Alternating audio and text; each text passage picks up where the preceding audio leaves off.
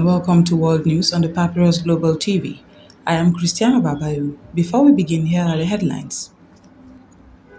M23 rebels withdraw from Uvida in eastern DRC as peace pressure builds. Botswana probes recruitment of youth into Ukraine conflict on promise of pay. Former Congolese rebel leader jailed in landmark French verdict. 9 African migrants die in freezing temperatures near Morocco-Algeria border.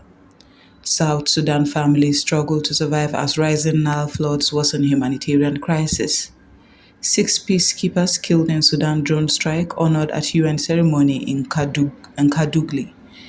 Severe winter storms threatens 800,000 displaced Palestinians, UN warns. In a significant development in the long-running conflict in the Eastern Democratic Republic of Congo (DRC), the M23 rebel group has announced a conditional withdrawal from the strategic town of Uvira, a city they seized earlier this month in an apparent bid to support ongoing peace efforts. The announcement follows mounting diplomatic pressure, including interventions from the United States and regional actors aimed at reviving a negotiated settlement. Uvira, located in South Kivu province near the border with Burundi, has been a focal point of intense fighting, drawing international concern due to its strategic importance and the humanitarian toll of the conflict.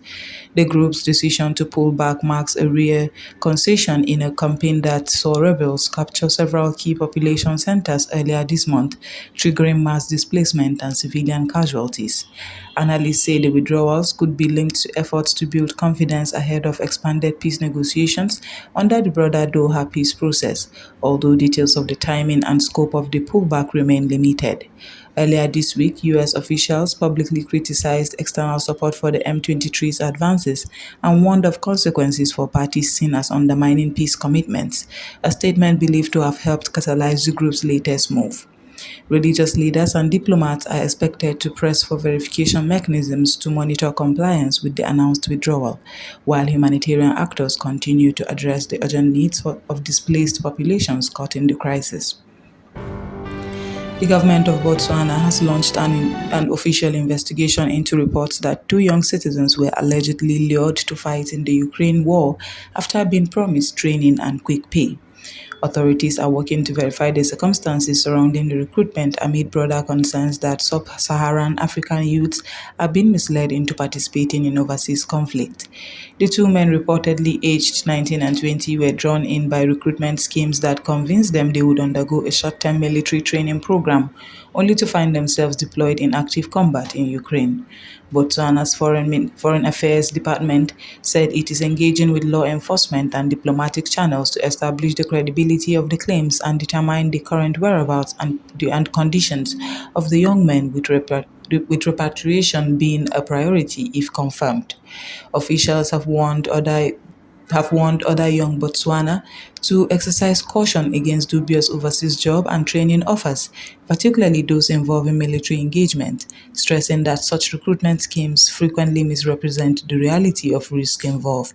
The situation echoes similar reports from across Africa, where some false pretenses for fighting in distant conflicts, often with promises of rapid financial gain, that fail to materialize. Foreign affairs officials have reiterated their commitment to safeguarding nationals abroad and pursuing accountability for those behind misleading recruitment operations. A French criminal court has sentenced former Congolese rebel leader Roger Lumbala to 30 years in prison for complicity in crimes against humanity committed during the Second Congo War in the early 2000s.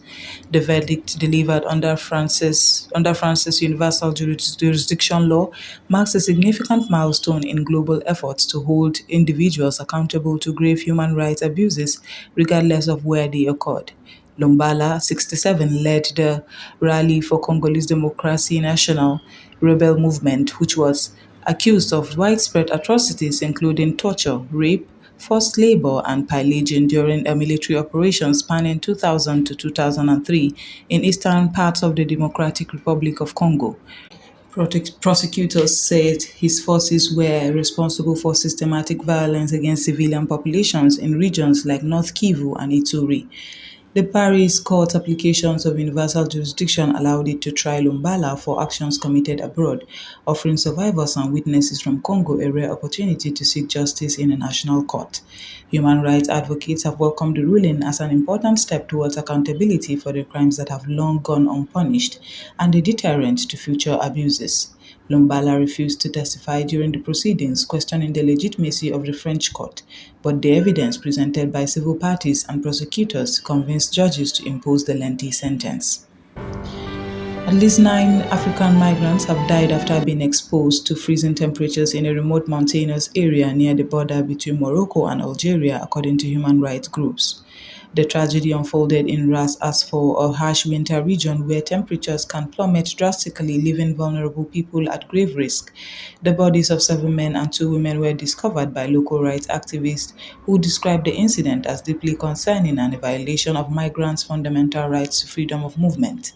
While full identities have not been confirmed, the victims were reported to be from various sub-Saharan African countries, including Guinea, highlighting the deadly risk faced by those seeking to transit through North Africa en route to Europe.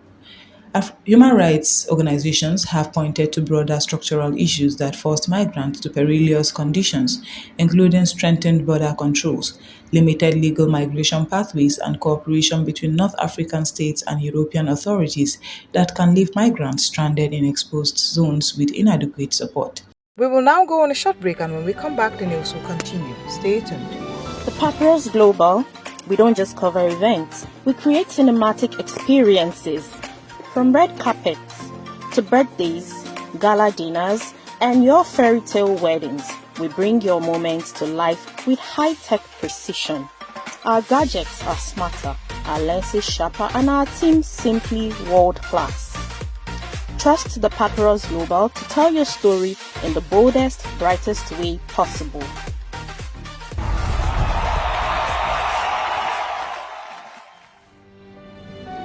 Welcome back, and now the news will continue.